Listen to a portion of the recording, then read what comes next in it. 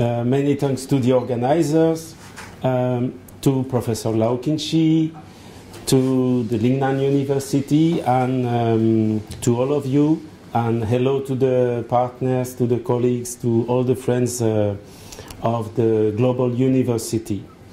The topic I will address in this lecture deals with the relationships between Cuba and the United States. I will begin by the beginning, that is to say, by saying that the United States of America is currently and still the leading power of the capitalist world system, with a gross domestic product of approximately 15.5 trillion US dollar and about the same amount of public debt, around 9.6 million square kilometers, and 330 million inhabitants. By comparison, Cuba is much smaller. It's 11 million inhabitants, that is to say, a population which is 30 times smaller, 111,000 square kilometers, or an area of about 90 times smaller, but it is true that with approximately the same size, the England succeeded in dominating the world during 2 centuries. So I'm just saying that Cuba is very small in size.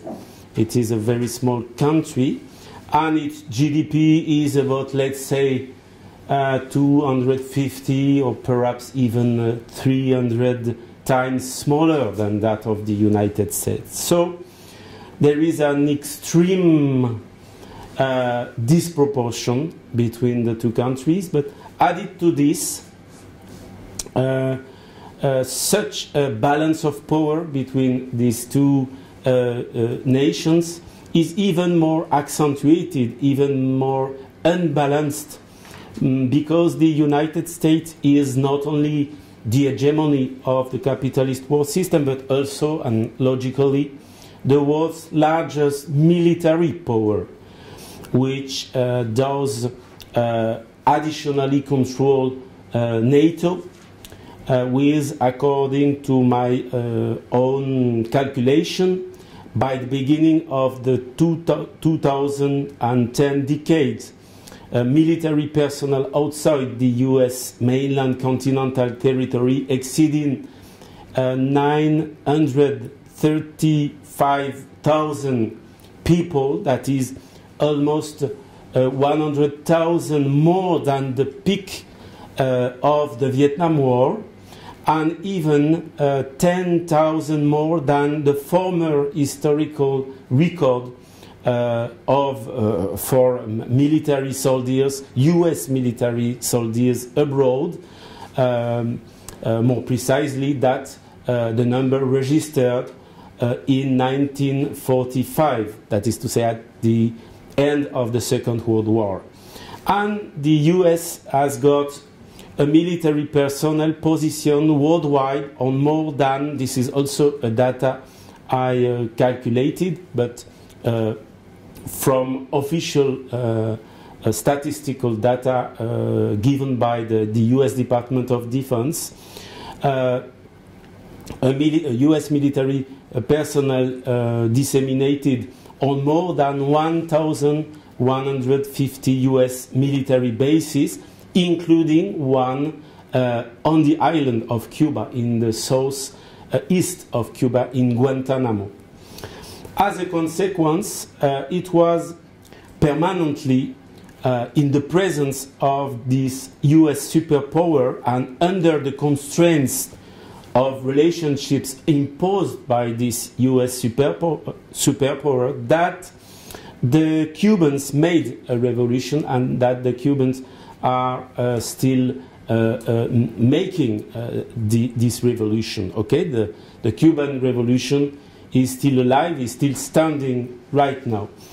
And this Cuban revolution has made its progresses, its advances, let us be very clear, under the constraints of numerous, marked, repeated aggressions on the part of the United States. I mean under unceasing, continuous US aggressions, and since the beginning of the revolution, since the victory of the revolution in for the 1st of January 1959. And to be even clearer, these US aggression, unilateral US aggression, took all forms of violence. Okay, this is the reality, and this is the first fact to have in mind. The first attempts to assassinate the leaders of the Cuban Revolution date back to the first year of the revolution, that is to say to 1959. The very first attempt aiming at Fidel Castro directly, the leader of the revolution, Fidel Castro Ruz, dates on the 2nd of February 1959, and many others followed. I mean, hundreds, officially 630 other attempts followed, attempts to assassinate the Fidel Castro, the leader of the revolution. That is, on average, more than one failed attempt to assassinate Fidel Castro per month over the whole, his whole period of exercise of power. The terrorist attacks against Cuba, organized by the CIA and counter-revolutionary exiles, were countless, were extremely numerous, such as acts of sabotage, strafing of inhabited areas, bombing of power stations, fires put in sugar plants or in sugarcane plantation as soon as 1959, and also the attack by the CIA that was proven, the attack by the CIA of the French ship the La Coubre in the harbor of Havana, which exploded on the 4th of March 1960, provoking more than 100 dead, including French sailors working in this ship, and more than 300 wounded. And the famous photo of Che Guevara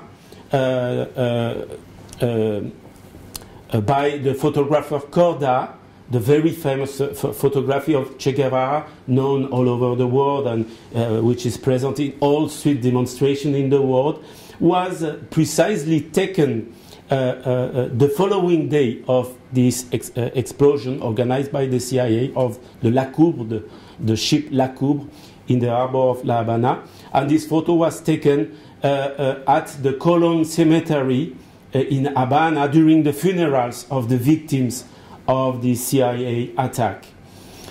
And the gravity of the Che Guevara on this photo was the proof of the tragedy at that time suffered by the people of Cuba. But there were also frequent provocations coming from the US naval base of Guantanamo, causing the death of several Cuban soldiers, or attacks on Cuban diplomatic or commercial missions abroad. Plus, do not forget the explosion organized against a plane of the civil air company Cubana de Aviación over Barbados, the first one, in fact, in the history of the civil aviation, the first terrorist attack of the history of civil aviation. It was in 1976 due to the terrorist and anti-Cuban CIA agent Posala Cariles, and with 73, I believe so, 73 dead as a result. And what about the series of bombs laid in schools in Cuba by the CIA in the 1980s, or the bombs laid by the CIA in touristic hotels in the 1990s, or even the series of biological attacks against the Cuban population or against livestock or crops in Cuba. For example, in 1981, with the spread of an epidemic of hemorrhagic dengue, and it was an intentional spread that has been proved because the strain of this illness was unknown at that time, and the inquiry has given the proof that it had been developed in a laboratory in the US, in the United States, and the consequence was for Cuba was the death of 158 persons, mostly children.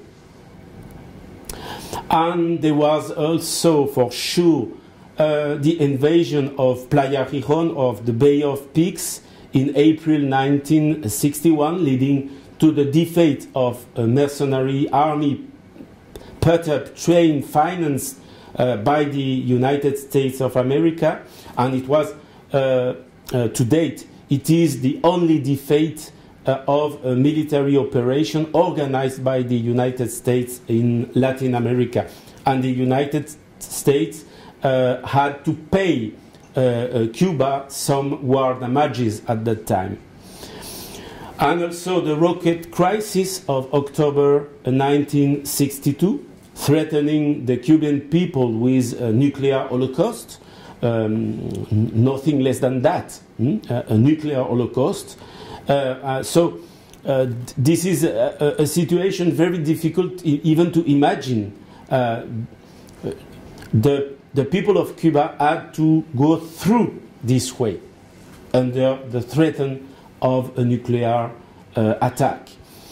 And for sure, it's impossible to forget the blockade, the US blockade, since this time, that is to say, since the 1962 and President Kennedy concretely. All that is the true, I mean the unavoidable true. And right now we have new threats formulated by Donald Trump, but I will return soon to Trump, okay? So, therefore, it is quite easy to understand that in facing all these attacks, the Cuban government attached importance to the fight against terrorism. And it constantly reaffirms its willingness to cooperate on the matter, even with the United States, of course. Maybe you don't know the anecdotes, but years ago, it was in 1984. Sorry, the Cuban secret services discovered or had got the proof that a terrorist attack by an US extreme right terrorist group, was being prepared on the US territory, and was destined to assassinate President Ronald Reagan. And do you know what the Cuban did? It was quite simple. Fidel Castro ordered the Cuban secret services to inform, to give the information to the United States, that is to say, to the US secret services in charge of the protection of the President of the United States. And this terrorist group was dismantled in the USA, thanks to the information transmitted by the Cuban services. That was the Cubans. That was the Cuban behavior in front of the USA. Okay. So you can see that the United States needs a lot of anti-Cuban disinformation, anti-Cuban propaganda and calumnies in order to make people forget the ethics behind the so-called Castro dictatorship, and in the same time to make people forget the real nature of the so-called US democracy. Okay?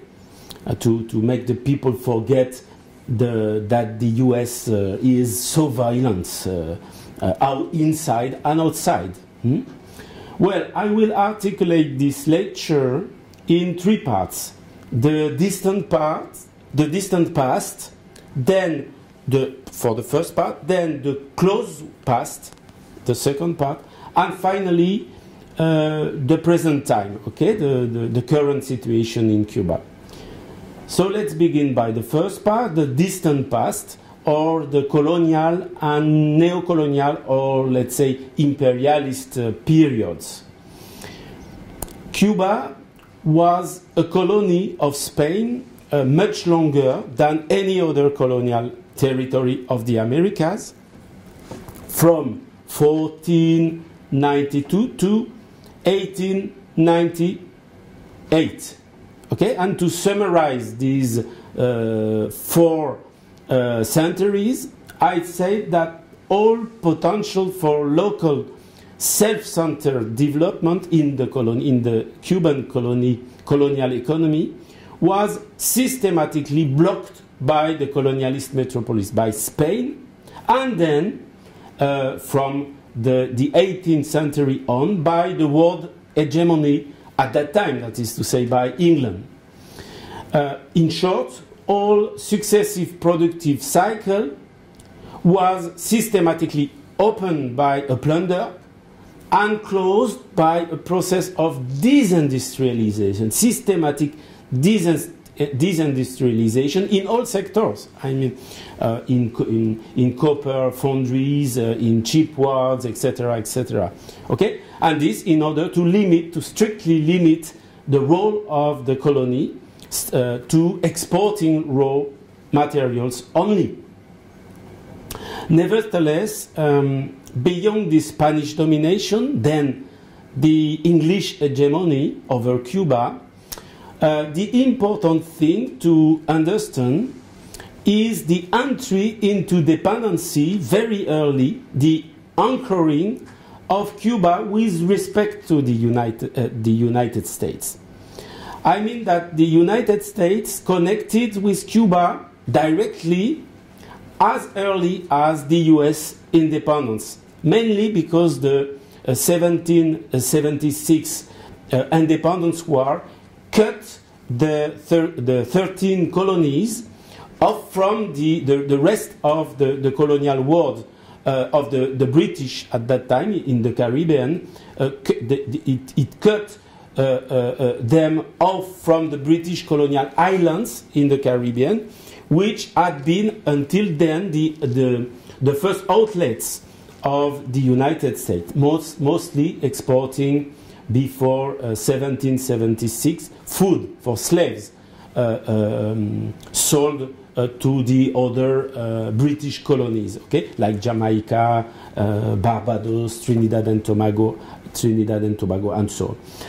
And in 1762, Cuba, or more precisely Havana, had previously been liberated, let's say liberated from the Spanish colonial monopoly by the British, or more precisely by their cannons, by their merchants, by their slave traders. And the Cuban island was also to be rid of the great rival in the world sugar market, which was at that time Haiti. And it was made after 1791 and the slave revolution. And remember that Haiti, after this slave revolution, was already under U.S. blockade. That is to say that the United States imposed a blockade against Haiti, against revolutionary Haiti at that time, more than 150 years before the U.S. blockade against Cuba. For the history of Cuba is also, and perhaps above all, that of its sugar specialization. Okay, sugar specialization which accelerated the flows of slaves, which are in Cuba quite late but massive. Okay, slavery in Cuba is late but massive, very late, deeply into the 19th century and late even in the 19th centuries, but massive. I mean, 1 million, probably 1 million workers in total, perhaps more, in fact. But to my mind, at least 1 million of workers have been deported from Africa and brought to Cuba. And this sugar specialization occurred because internal conditions allowed it, such as, in fact, many endogenous factors explain the specialization in the sugar sector, and these endogenous factors have liquidated within the Cuban economy the old relations of production and have liberated the productive forces. But this sugar specialization can also be explained because of external shocks, very strong external shocks, which favored the specialization in sugar. And among them, after the forced opening of Havana Harbor by the British, the English,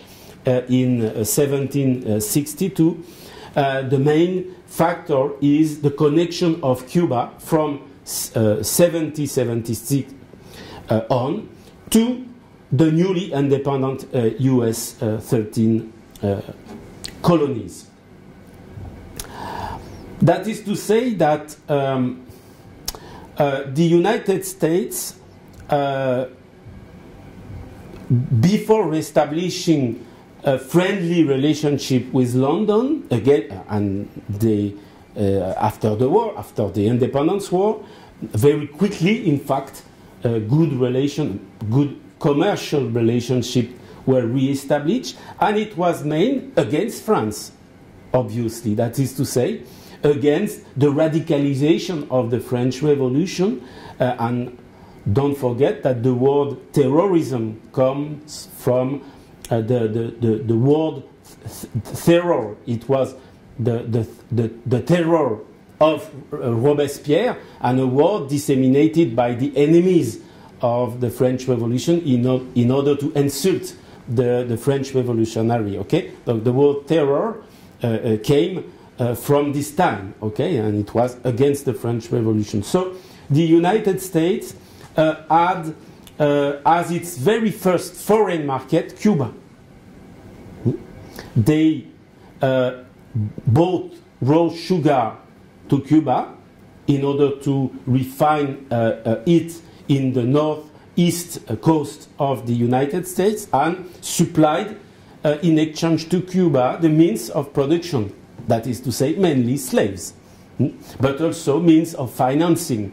Okay, and this financing was secured on the future sugar exports and also on the prices of the slaves. Okay, so we have to understand that from the very beginning, the connection of Cuba with the United States. Okay, at the point that in 1850, two-thirds of the Cuban exports, almost only raw sugar, okay, two-thirds of the Cuban export went to the United States.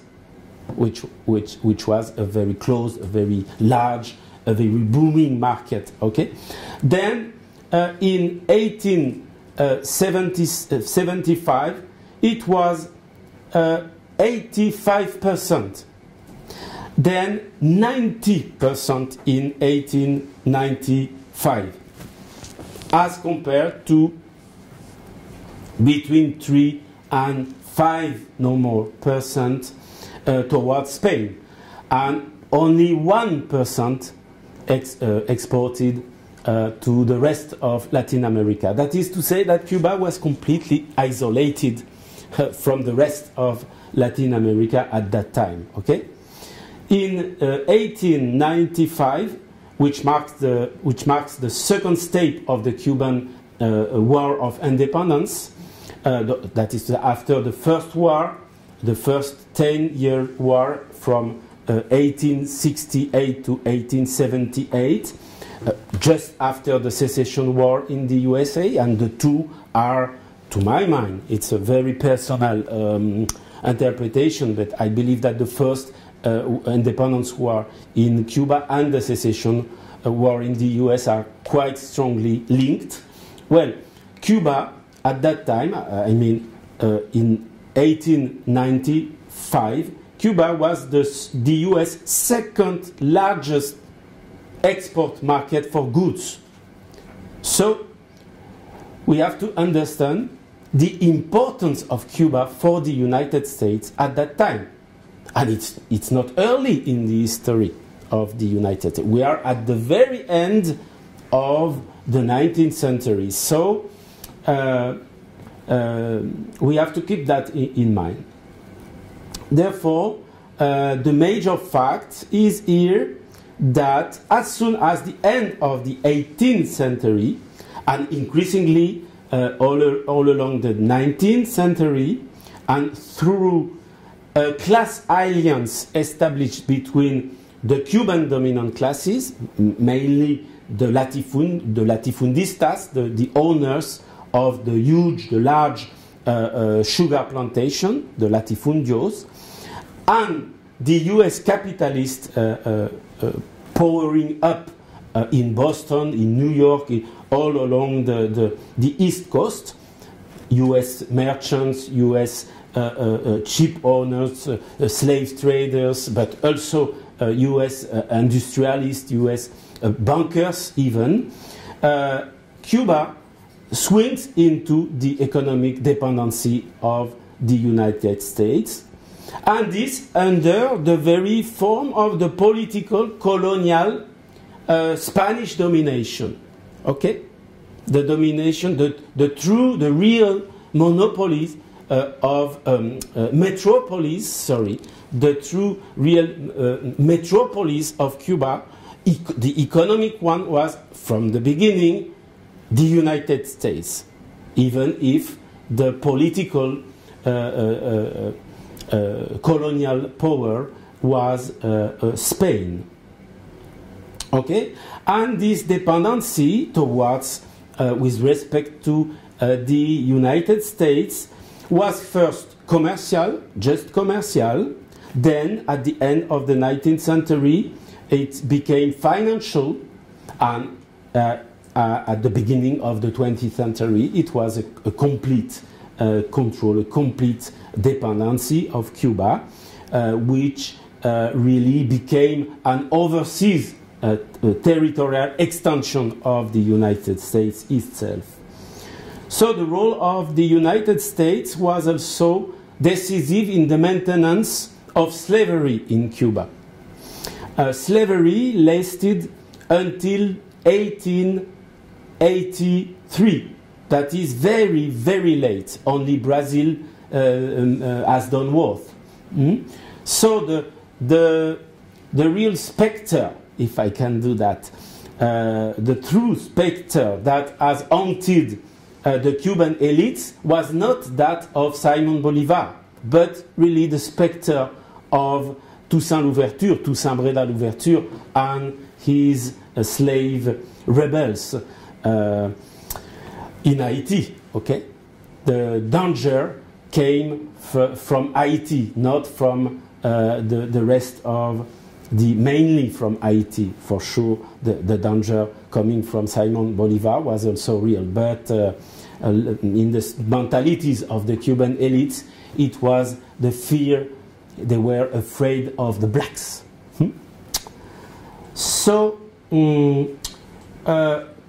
when the transatlantic slave trade became illegal, quite early in the 19th century, in 1807 exactly, decided by the British for sure, by the English, the slave traffic remained legal on the other side of the Atlantic, okay, between Cuba and the United States, or Cuba and Brazil, or Brazil and the United States. So many slaves used as means of production in Cuba were sold by the United States, by the great markets of the United States, okay, or also from Brazil for sure.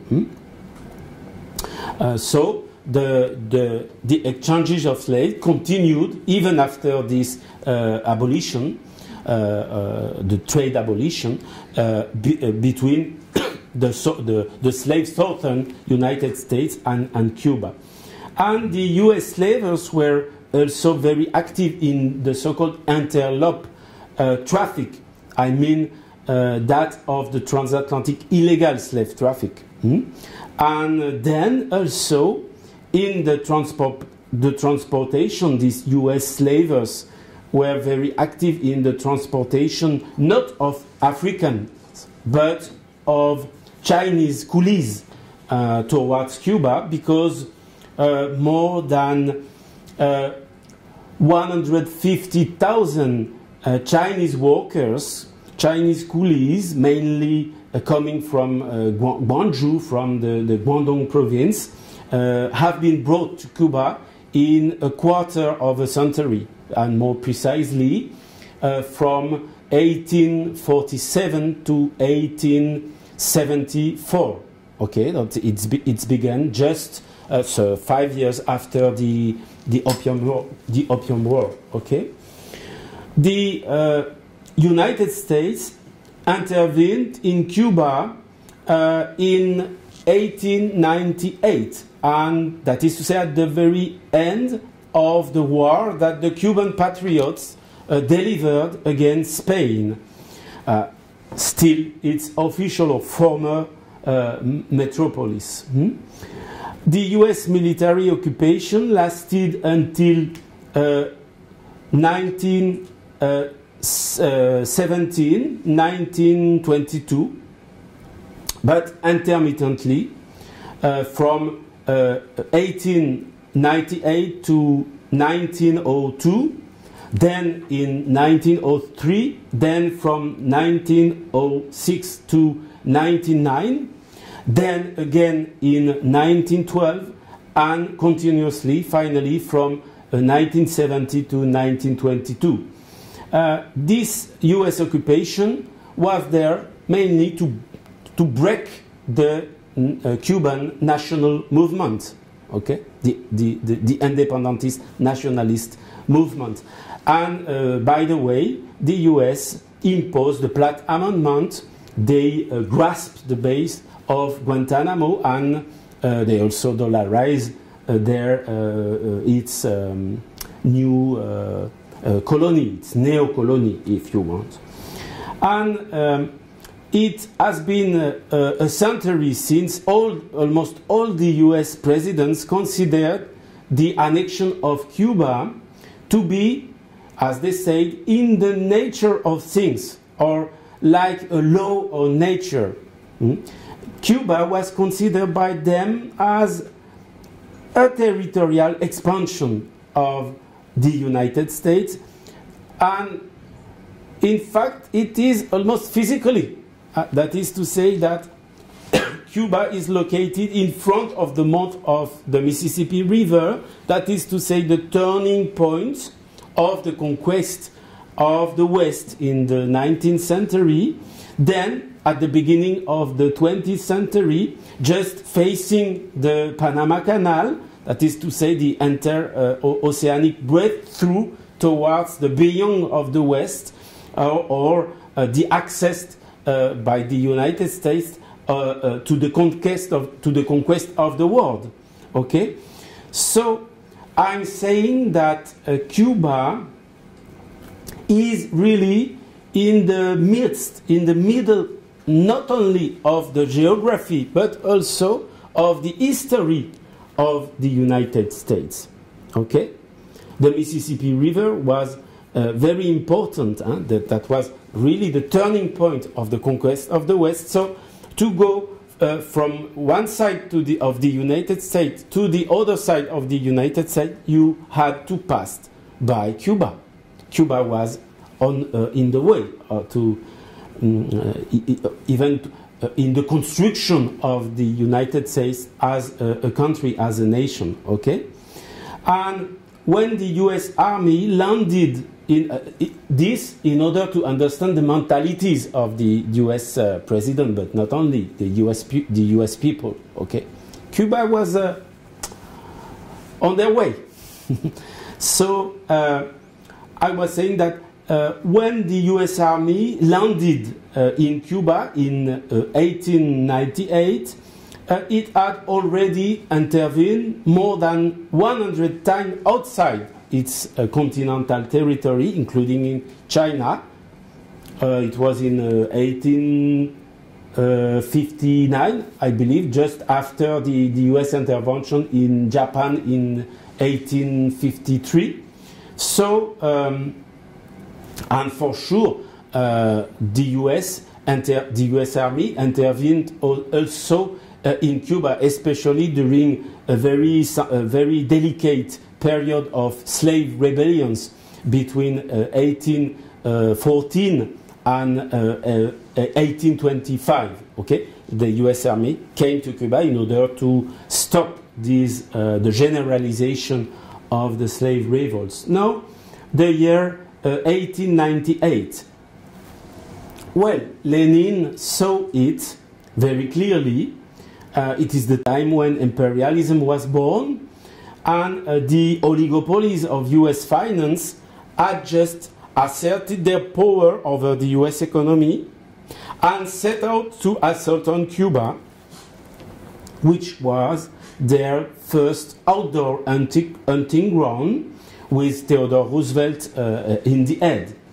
And this new conquista, the modern conquista by the United States, by the U.S. high finance, operated by the methods of primitive accumulation, that is to say, by violence, by theft, etc. It was clearly an imperialist war in the Marxist sense of the word. I mean, it was a war directly and for the very first time, not the last one for sure, but a war driven directly by the U.S. high finance. Okay? And by the way, we can also note that the Cuban Revolution that was coming can be interpreted as a proletarian revolution in the Marxist sense too, because after the abolition of slavery, sugar workers became wage earners in Cuba, both in the sugar plantation as agricultural workers and in the industry. They were industrial workers in the sugar plants. Okay, not refineries. They were no refineries during a long time in Cuba. It's after that refineries were implemented there. Okay, so the U.S. high finance took control of Cuba. First, Morgan, from 1914 to 1933. Then Rockefeller, the Rockefeller groups, from 1933 to the revolution, to 1958. So we are not dealing with craftsmen, okay, we are dealing with huge financial oligopolies. I mean that at that time, Morgan, for example, JP Morgan, had already got General Electric, ITT, Western Union, US Steel, Coca-Cola, Procter & Gamble, and of course the Morgan Bank, for sure. And at that time, the Rockefeller groups, the two main groups, Rockefeller groups, included Standard Oil, Goodyear, United Fruit, Nickel Processing, General Sugar, among many other corporations, US corporations, and for sure in banking, it was the Chase Manhattan and the National City Bank. So it was an extraordinary power, still already controlling the US economy. Okay? They took control first of the US economy and launched after the attack against the world, beginning by Cuba. So it was a so huge, extraordinary power that US high finance was already able to activate the state of the United States itself and to push it into war against Spain first and finally against Cuba. And US high finance monopolized everything that generated profits there in Cuba. Sugar, mines, electricity, railways, tobacco, banking for sure, as well as public debt. That is to say that even the Cuban state itself was placed in the hand of the Yankee high finance. And it was, in fact, an economic annexion, not a political one. Why? It was not a political annexion, but, in spite of the recurrent claims, even coming from the US president, to catch Cuba as a part of the US territory. Finally, they decided, or high finance decided not to catch politically Cuba, but only to control it economically, because that's true, the US sugar companies opposed it, but more deeply also because the US elites did not want to take the risk to see 500,000 black Cubans who gave the proof of their combativity during the Cuban Independence War, sweeping into the US territory where the racist segregation remained at that time as a sequel of slavery. So by the middle of the 1920s, during the so-called Dance of Millions, Cuba, an euphoric and enthusiastic economically period, Cuba, with its per capita exports exceeding those of England, you can imagine that, was the third largest outlet in the world for US capital exports. Okay? Look, it is very important to have that in mind.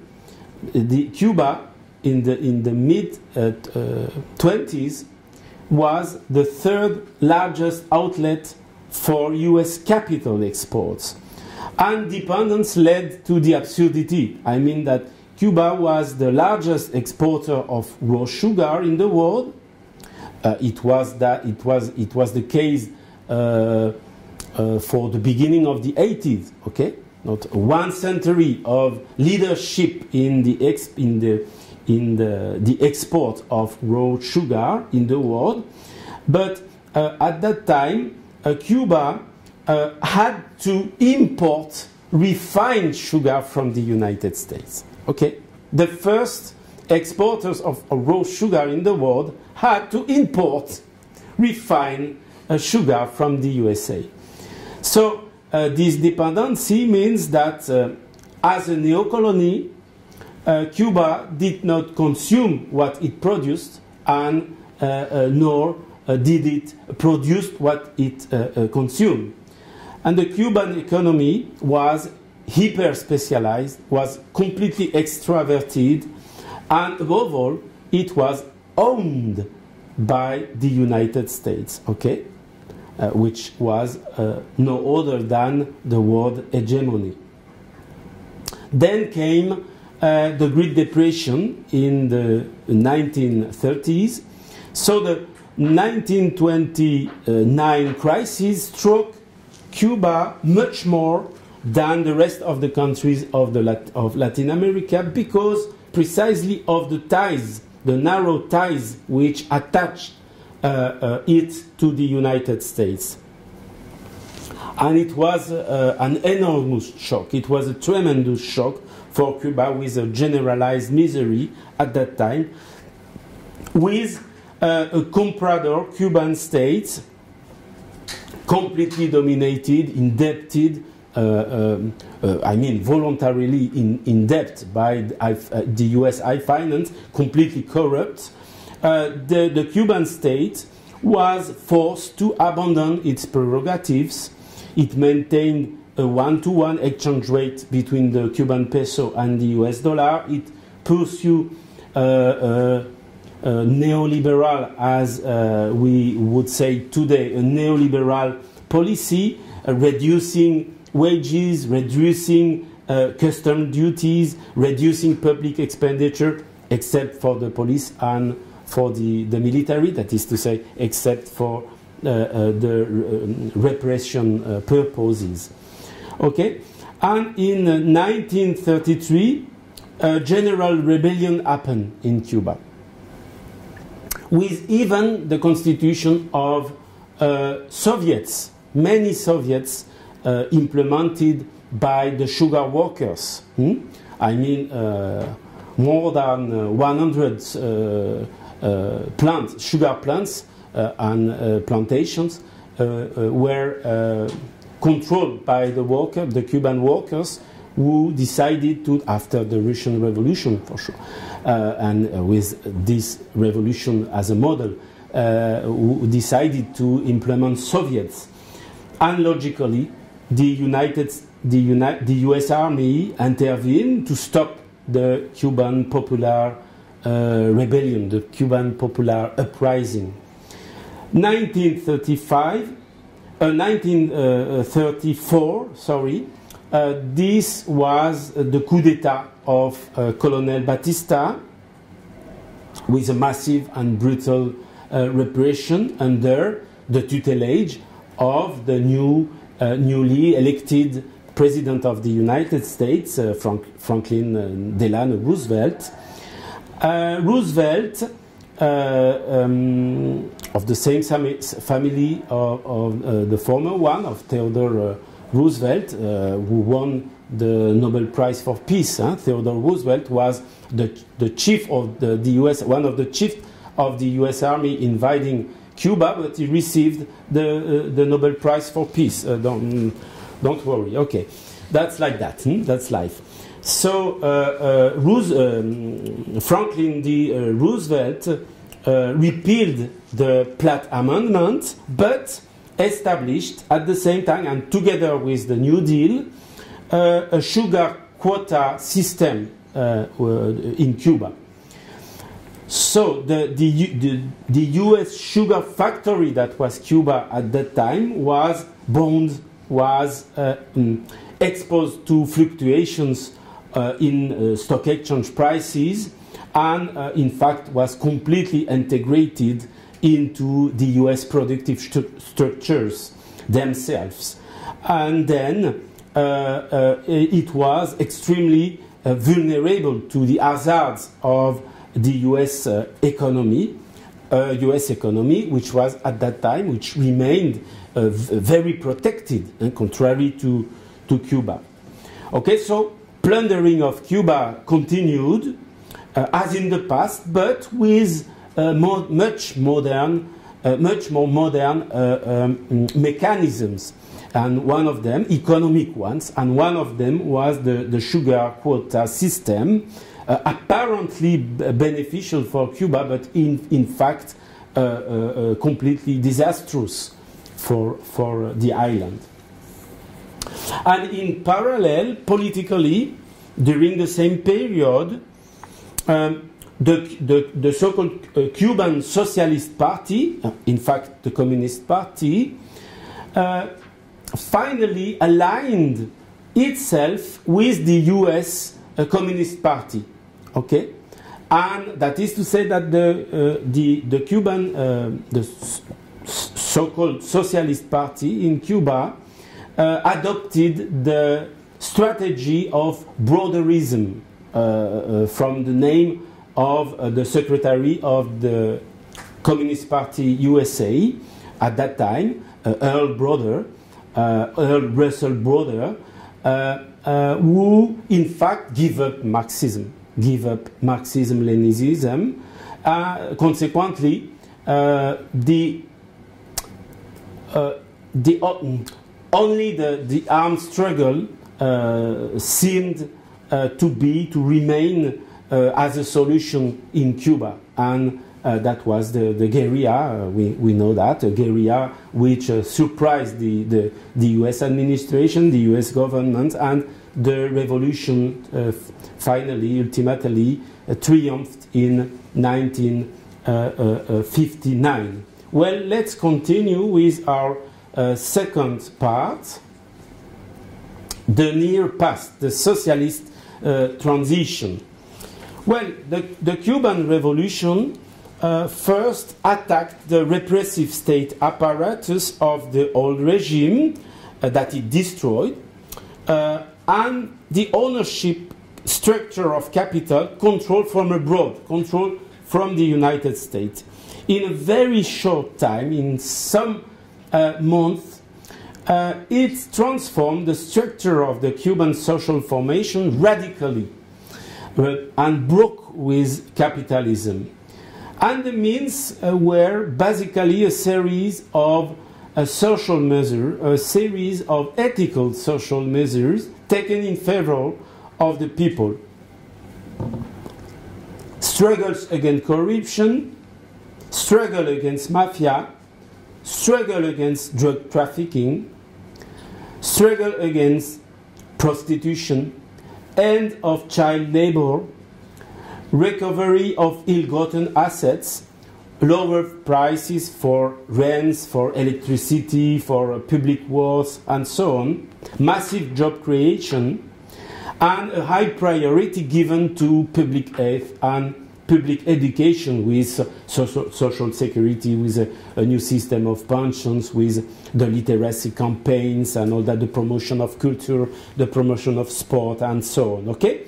And a very strong and quick redistribution, radical redistribution of income. Very impressive redistribution of incomes. For sure, the turning point was clearly the agrarian reform, which was an old demand, an old claim of the rural proletariat, which, and this agrarian reform dismantled the latifundios, that is to say, broke the vector, the key vector of the expansion of the penetration of US finance into Cuba. The revolutionary leaders know the risks associated with this decision to transfer land to the peasants, because this had caused President Jacobo Arbenz overthrow in Guatemala in 1954. But at the same time, these Cuban leaders also knew the success of the land allocation in favor of landless peasants that had been made in Cuba in the areas liberated by the guerrilla during the guerrilla war. So the agrarian reform, in fact, consolidated the class alliance between peasants and workers, which is at the basis of the Cuban Revolution, And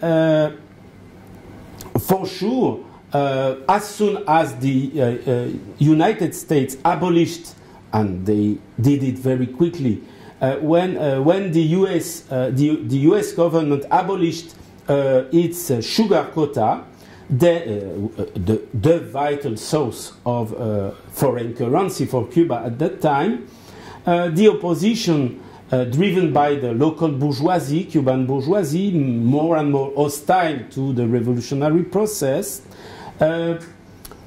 began to threaten the whole Cuban economy with asphyxia. Hence, logically, in 1960, the sugar oil exchange agreement with the USSR, okay, the agreement with the USSR was implemented very early in 1960. But the gears were set in motion.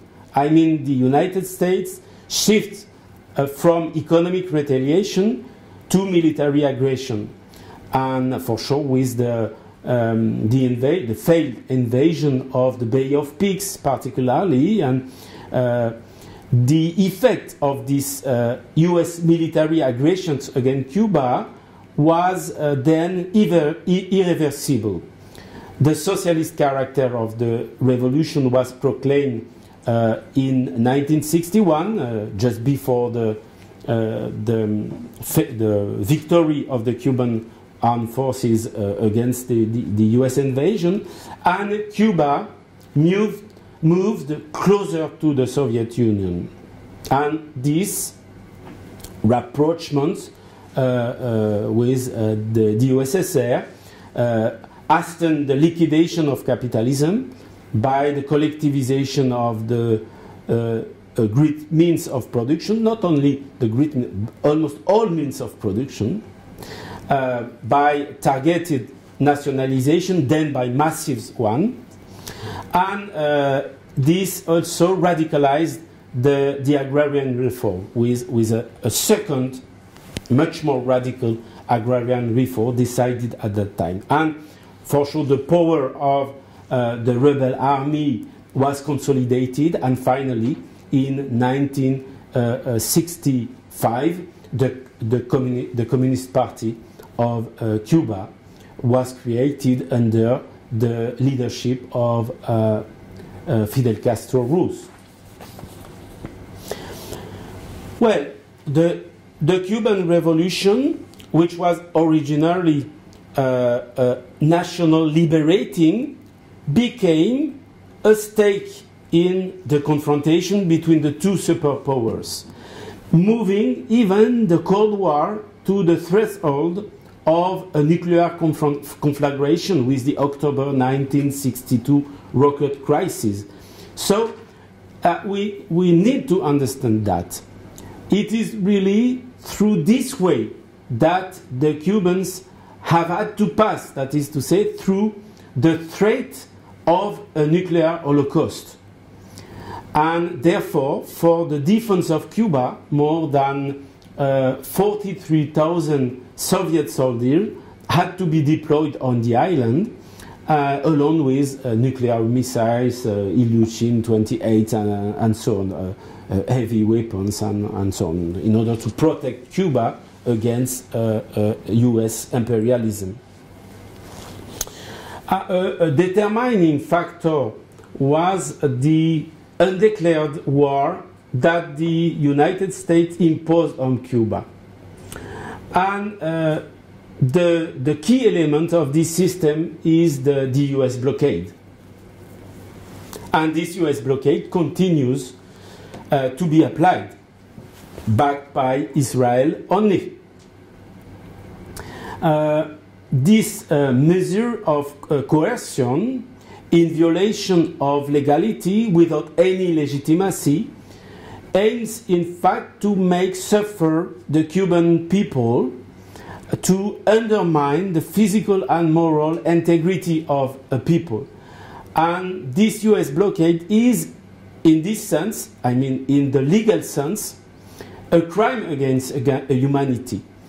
The extraterritoriality of its rules is attempted to impose unilateral US sanctions on the whole international community by negating the rights of sovereignty and of self-determination, by denying the principle of non-intervention from abroad in the internal choices of a state. So it is simply criminal, and it must be strongly condemned. And its cost is for sure enormous for Cuba, and even tackles social advances of the Cuban Revolution. But Cuba is still resisting in spite of this US blockade, and is still deepening its socialist transition. Okay? But I'm not saying here that all the problems encountered between 1959 and 1991 were all due to the US blockade, for sure, no, certainly not. They have been heroes, committed, surely, economic ones and also ideological ones too. However, it is inaccurate, it is false to argue that socialism failed in Cuba. Or even that socialist planning is a failure in Cuba. That's false. What I mean is that the rupture with neocolonialism imposed by 6 decades of US domination over Cuba was always occurring within the limits of very rigid structure, those of the sugar specialization, that is to say, economic, productive and commercial structures inherited from centuries of colonialism. And the revolution had to deploy itself under the constant pressures that the capitalist world system continued to exercise, even over the USSR, for sure. Not only through the US blockade, but only and quite simply even through the price mechanism of the capitalist world system. Okay, despite the aid, the strong and enormous aid given by the Comecon integrated by Cuba in 1972. Nevertheless, in spite of all, the transformation performed by the revolution, the Cuban Revolution, were radical and were huge. I mean that for Cuba, the cooperation with the USSR has secured favorable, very favorable foreign exchanges, has guaranteed oil supply, has also reversed the sense of the surplus transfer occurring through the balance of payments, has also halted the long disindustrialization process that characterized the pre-revolutionary history of the island. And finally, such a cooperation always meant for Cuba national ownership, a local property over its own means of production, and this local and national Cuban ownership commanded domestic accumulation and also controlled importation and oriented all the income distribution, and even it can be said that this control and plus the aid of the Soviet Union even supported the beginning of an industrialization process. For sure it was partial, very limited, but it was articulated and adapted to the condition of a very small country without any natural resource. Okay? So this process, the beginning of an industrialization process, made even possible the start of a distortion of the so-called comparative advantages. I mean that Cuba was allowed to distort the structure of its exports towards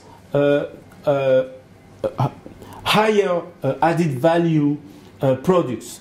So, for example, biotechnologies or products from the pharmaceutical industries and so on, and even in computering, in electronics, some parts of the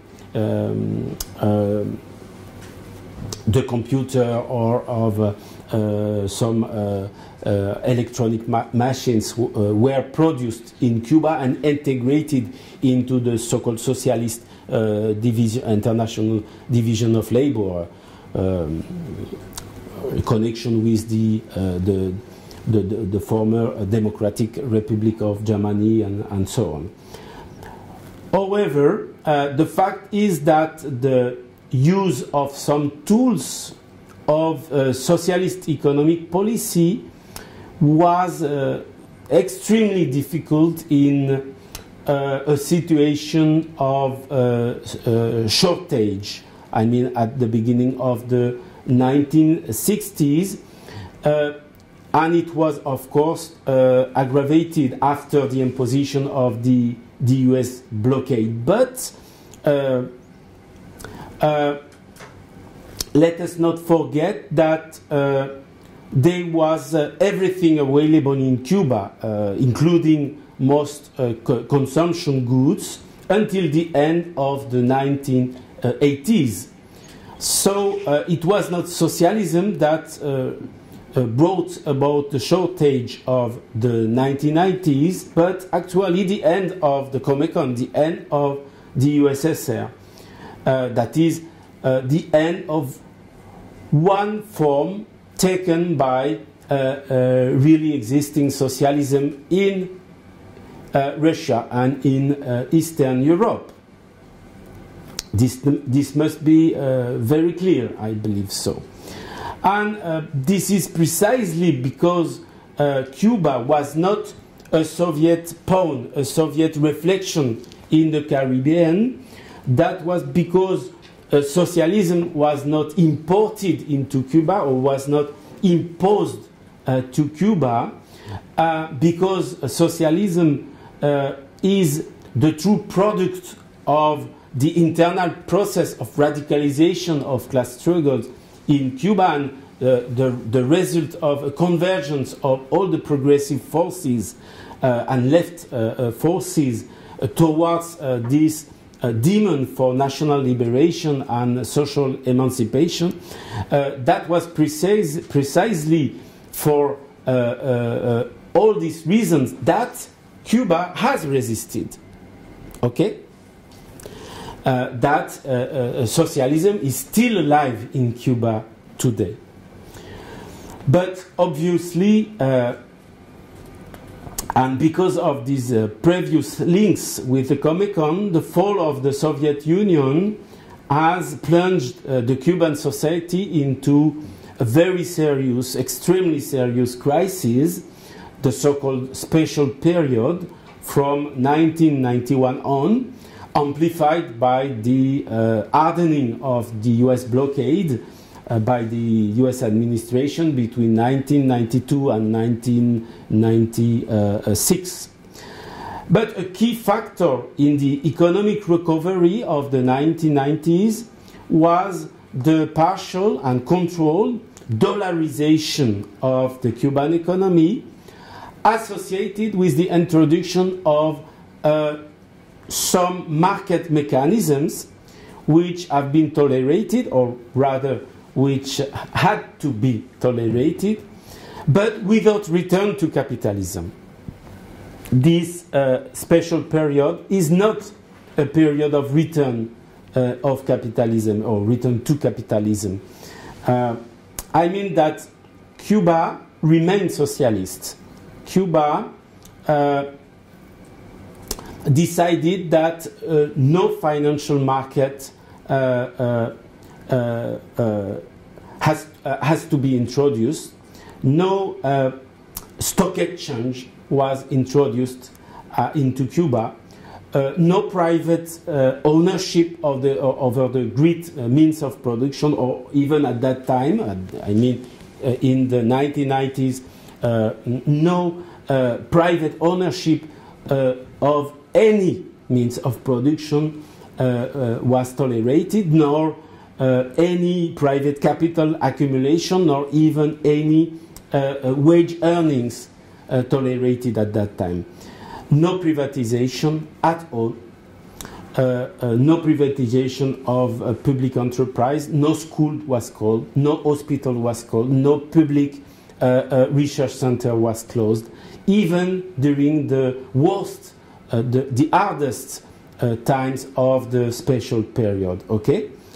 Following the collapse of the Soviet Union. And at the same time, you know that the transition to capitalism, or allow me to say the greatly backwards in Russia, caused the Russian population to lose several million people, okay, dead because of capitalism. On the contrary, it was precisely because Cuba remained a socialist country that it was able to hold despite the difficulties, despite the innumerable difficulties, as well as inequalities, for sure some inequalities that have re-emerged for the very first time since 1959, and particularly, of course, particularly with the dollarization process which began in 1993. Let me read, with your permission, some words of a speech by Fidel Castro. He pronounced this speech in October 1997, that is to say for the 5th Congress of the Communist Party of Cuba. Okay, I quote him. To understand the Cuban position, or the position of the Cuban government, revolutionary government, during this special period, Fidel Castro said, We did not like tourism very well. Everyone knows it. Yet, we've developed tourism by preparing ourselves to endure its inconveniences without living in an ivory tower. FDI, a foreign direct investment, did not appeal to us much either. However, development required capital. Capital was needed, thus we had to accept foreign investment. And we also accepted foreign currency transfer, while we had always refused to do so. It was our duty to forge the conviction and to keep the promise to resist, to fight and to win, even if we should find ourselves absolutely alone. Fidel added, we could not surrender or weaken. It would not have been worthy of the history of our country, nor of what our ancestors did. It is a struggle, and in the struggle, the essential is the people, its conscience, its spirit of sacrifice, its sense of honor, its freedom, its independence. And the people is the people, who surprises everyone by its virtues, that do not discourage the actions of those who grow weary, who pass over to the enemy, or who are deprived of the values that make men and women really deserve the name of human beings. Our people decided to respond as it had to do. We've examined all the experiences. We were open to all possibilities except to renounce socialism, except to renounce to the conquests of the revolution, to the power and the unity of the people, except to surrender and to accept that others would be masters of our destiny. And finally, he said, we had made our choice for a long time, socialism or death. So end of quotation. So he was Fidel, okay, and Fidel of Cuba Socialista, which is still standing even 1 year after his physical death. Well, it's time now to move to our last part. The present reforms today, okay? The present reforms of the current period, the actual period. Well, to speak about the current situation, I would like to say that the world crisis of the capitalist system since 2007, 2008 has also hard effects, hard negative effects on Cuba. That is to say that even if Cuba is not a capitalist country, but a socialist one, these systemic capitalist crisis struck Cuba strongly, okay? Exactly as these crises struck a lot the other revolutionary processes in Venezuela, in Bolivia, in Ecuador, and even in the reformist, in the countries with reformist governments, such as Brazil in particular. We have to integrate in our analysis of the current situation of Latin America, of the revolutionary or reformist or progressive processes in America, the effects of this systemic capitalist crisis. This is quite important. And it was above all this bulk of difficulties caused by the 2007-2008 crisis, coming from the United States, coming from the core of the US finance, especially, that led the Cuban Revolution to be embarked on significant internal economic changes. These reforms were first discussed at the 6th Congress of the Communist Party in April 2011, and they were put into practice at a controlled but quite rapid pace immediately after the 6th Congress. And the process was even accelerated after the last Congress of the party in April 2016. And such economic changes were called actualización del modelo. That means a modernization of the socialist model. For sure, most of these reforms, these economic measures taken after the Congress of the Party were necessary, were absolutely needed, even indispensable, such as, for example, the laws that made easier to exchange houses or vehicles. Before it was necessary that the Ministry of Economy signed the paper for a transaction for the exchange of ownership for a car. So surely it was needed to change this bureaucratic system. And also because housing and transport are some of the most urgent problems to be solved by in order to improve the living condition of all the Cubans. Okay, that was obvious that it was necessary. Or also the recent expanded range of authorized own account jobs in crafts, in services, such, for example, among many other jobs, shoemakers, cabinet makers, masons, plumbers, hairdressers, food small traders, clothes small traders, etc., etc. All that was needed, surely. And it made it possible even to diversify and to increase supply. And at the same time, it made it possible to integrate into the official circuit many activities that were previously more or less informal, let's say. Yeah?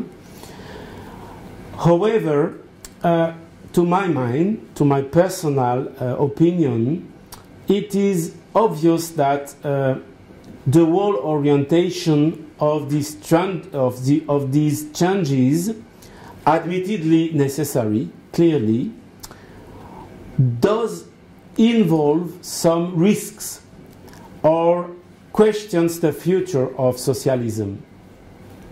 And this was even, as I said, accelerated after the last Congress of the Communist Party last year.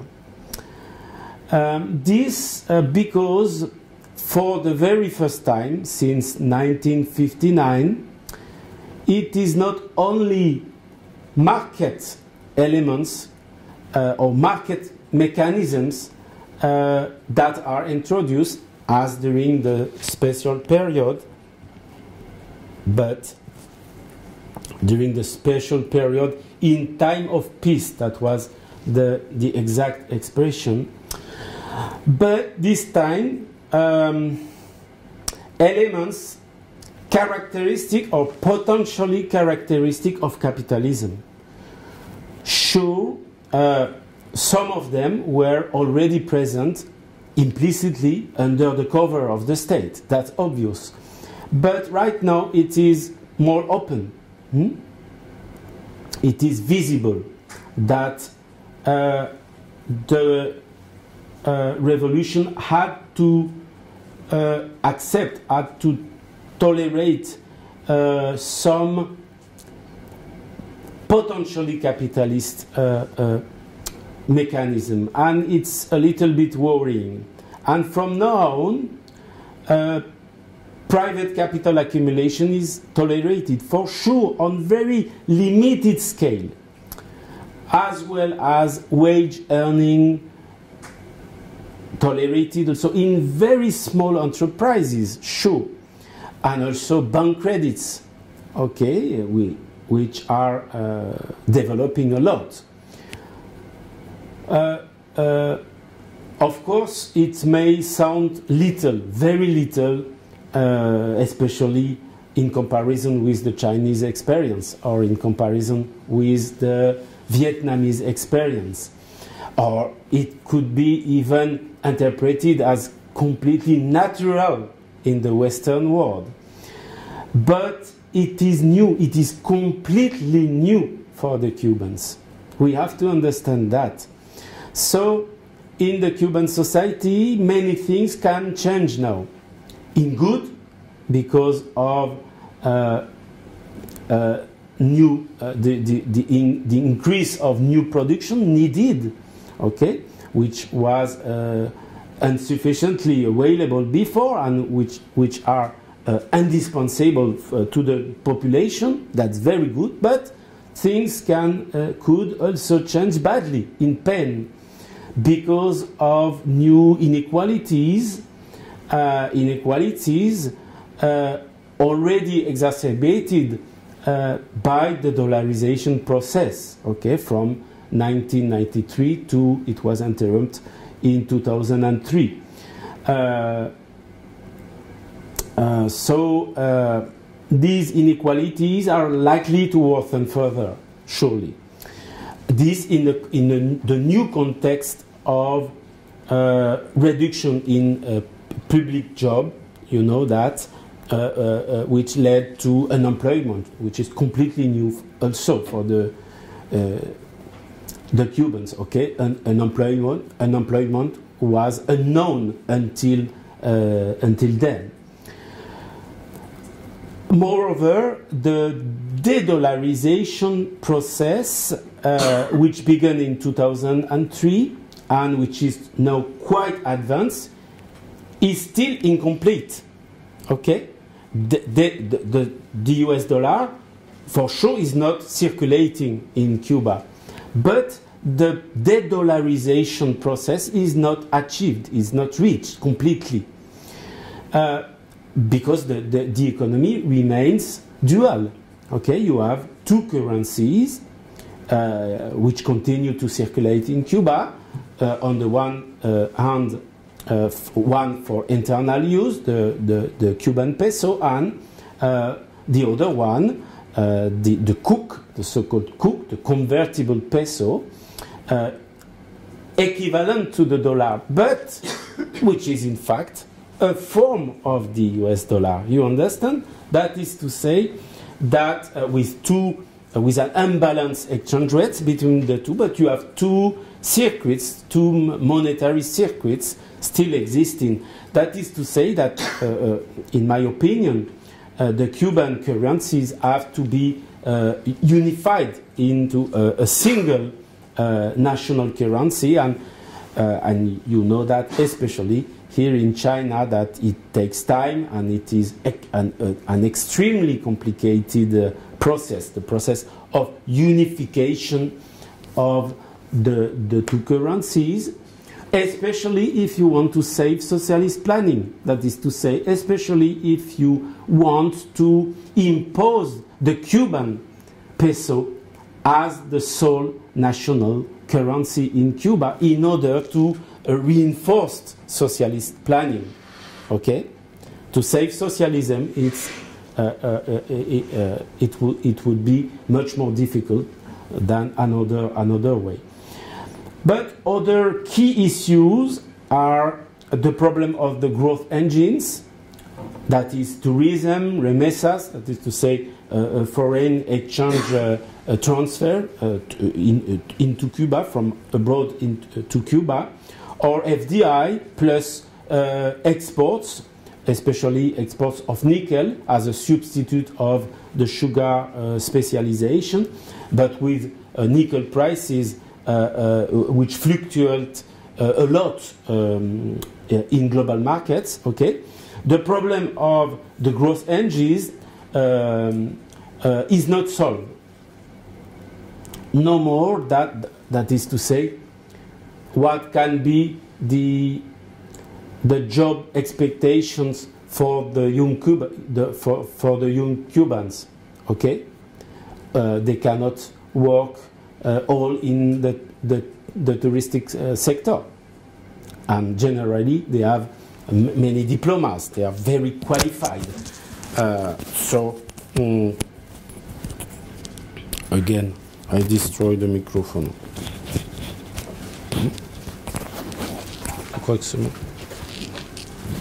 Sorry.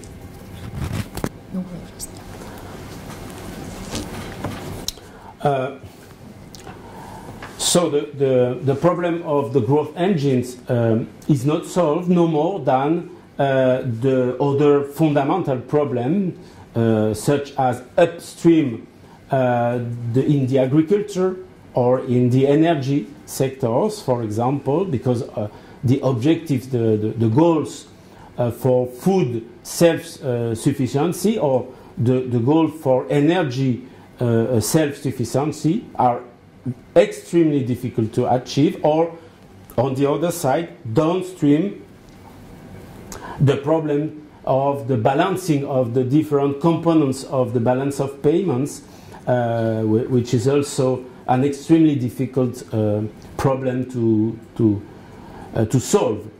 Okay, not to mention substantive problems concerning the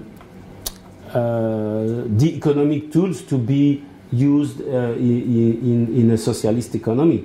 For example, the problems related to efficiency or to productivity, labor productivity, or the incitations, the incentives to work in a socialist economy, which are very serious and deep problems, okay? And all these problems, not easy to solve, are some of the many challenges to be addressed today by the Cuban Revolution. And at the same time, external factors do not simplify anything. I mean, the US blockade is not lifted, as you know, and if and when it is, and we are many to fight for the lifting of the US blockade against Cuba, the Cubans will have to be ready to undergo the disadvantages of this lifting, okay? With a number of risks associated with the influx of external flows potentially entering into Cuba, with potential problems of corruption or even of subversion, okay? Because the very nature of capitalism is to corrupt and to subvert. So the Cubans have to be ready also to overcome such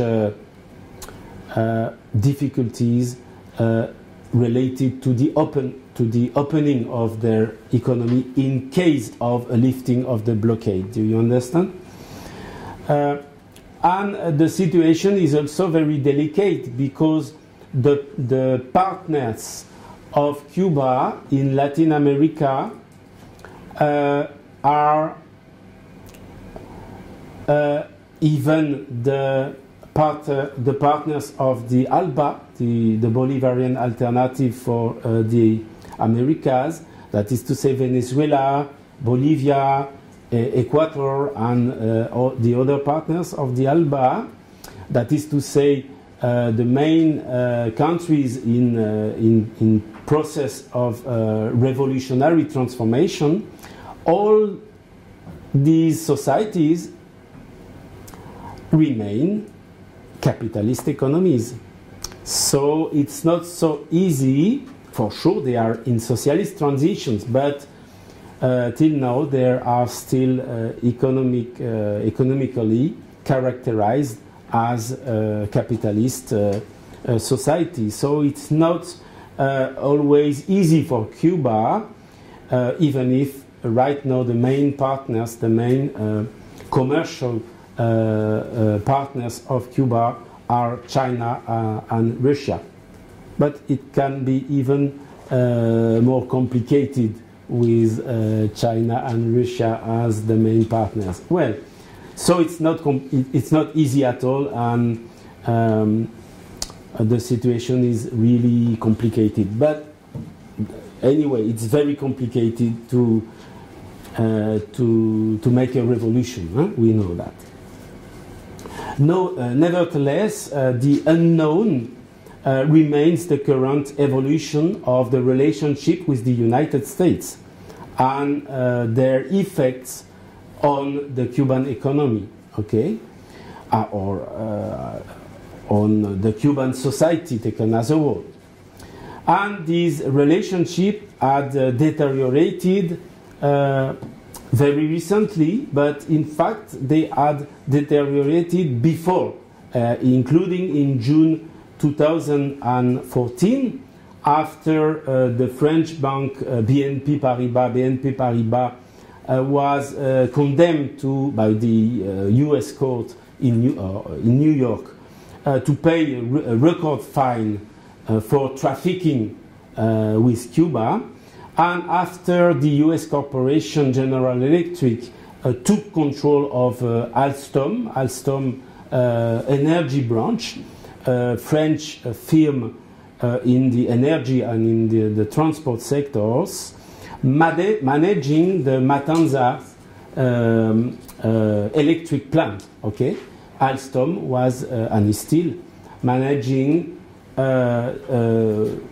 the big electric plant of Matanzas at the east of Havana, and this French company or the branch concerning energy was bought by the US company General Electric. So it was a time of a conflictual relationship between Cuba and the US, but after that the relationship of Cuba with the USA recovered and improved, especially with the speech of President Barack Obama in December 17, 2014, when Obama's speech, in which President Obama acknowledged the failure of Washington's policy over more than 50 years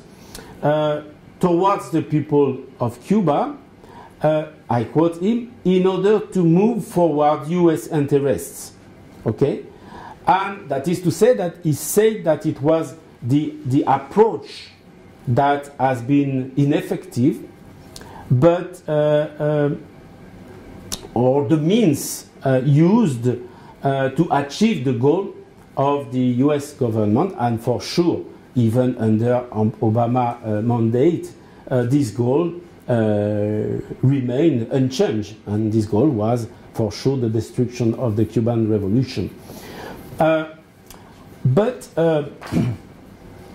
it was very important in order to work towards, let's say, an reestablishment of a good relationship between Cuba and the USA. Not exactly to work towards a normalization of this relationship, because in fact, in order to get it, several conditions have to be satisfied. Some of these conditions were at that time, at the time of Obama, already existed, either effectively or formally. For example, Cuba's withdrawal from the State Department's list of so-called states supporting terrorism, it was done at the time of Obama. Or, for example, the functioning of the Cuban embassy in Washington without hindrance. All that was okay, or it was formally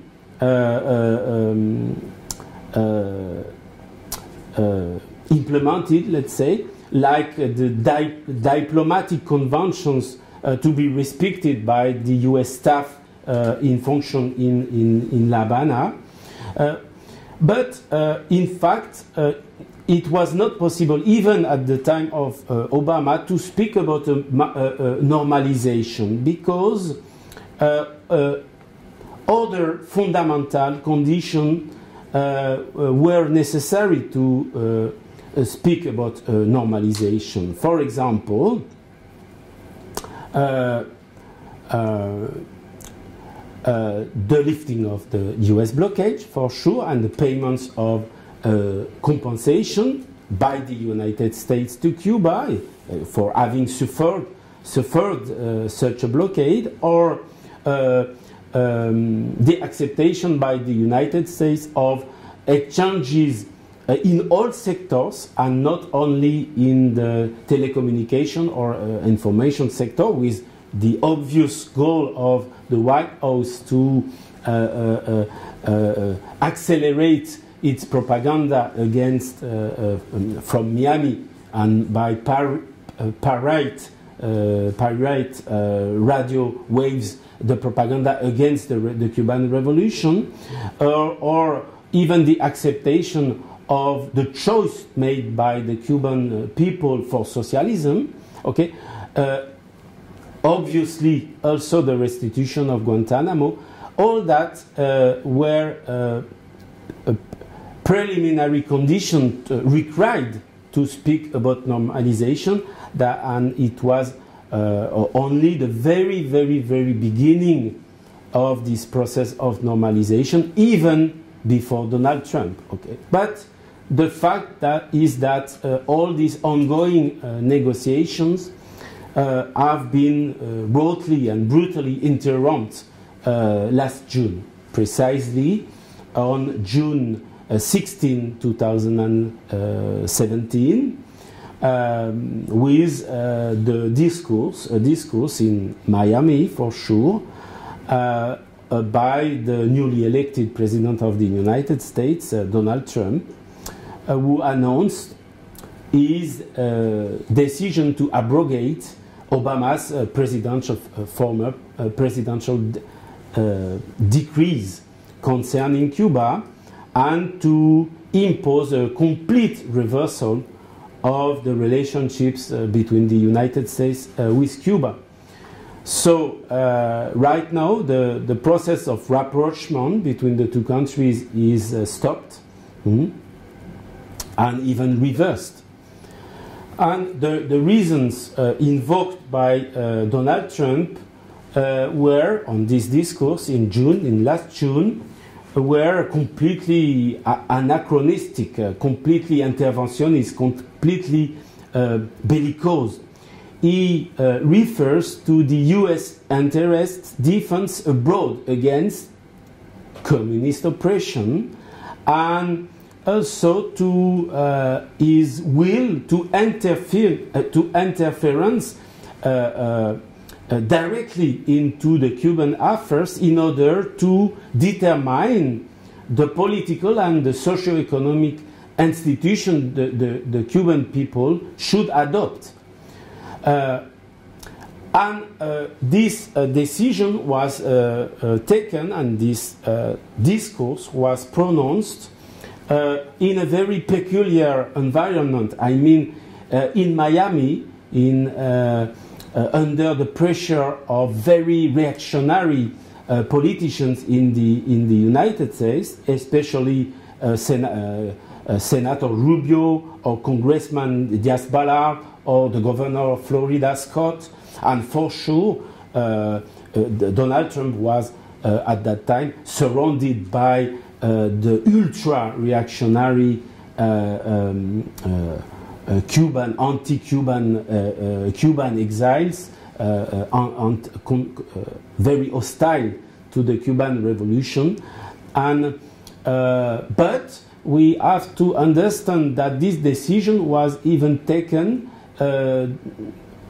against the opinion of a large majority, not only of the US citizens, but even of the US citizen of the Cuban community, that is to say, even the Cubans living in the USA, are right now in majority, even in the constituencies where they are the largest, especially in Florida.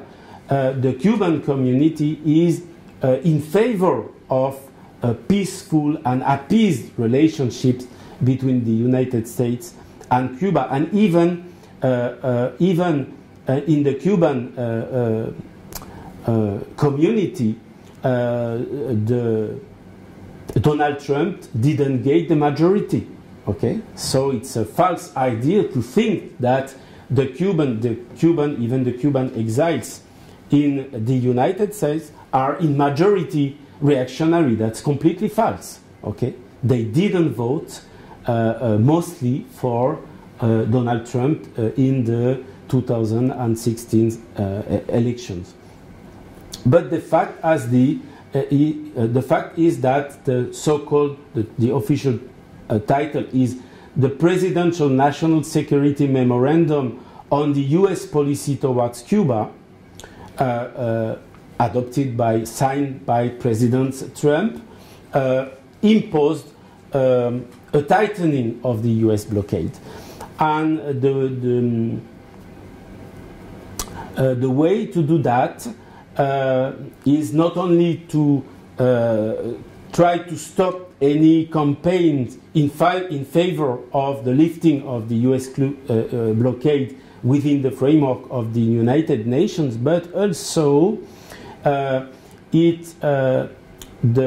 Trump plan is also to target the socialist economy in order to deprive it of foreign currencies earnings. Okay, and the means to do that is to the prohibition of the activities between any U.S. company, any U.S. corporation, with the economic entities managed by the ministries of the interior or the ministries of the revolutionary armed force in Cuba, okay, especially the GAESA conglomerate, that is to say the Grupo de Administración Empresarial S.A., which gathers together a lot of very known Cuban companies, beginning by Gaviota, the touristic group of Gaviota in tourism, but also many other entities in all the sectors. I mean, in real estate, in industry, in energy, in banking, and so on. Okay, even in the agricultural and even in the technological sectors. Okay, so the aim is to attack these so-called military managed enterprises, public enterprises in Cuba, but in fact it will also affect surely the private sector, the new private sector in Cuba.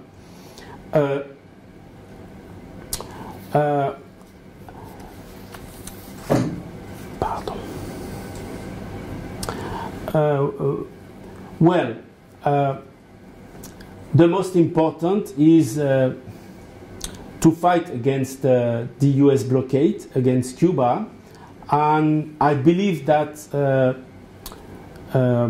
this is an inhuman blockade. This is a criminal blockade. This is very important for all progressive forces to gather together in order to fight this blockade. And I believe that all these progressive forces in the whole world should declare themselves in favor of resuming the way of normalization of the relationship between Cuba and the United States, and this in accordance with the United Nations Charter. This requires, in particular, some preconditions.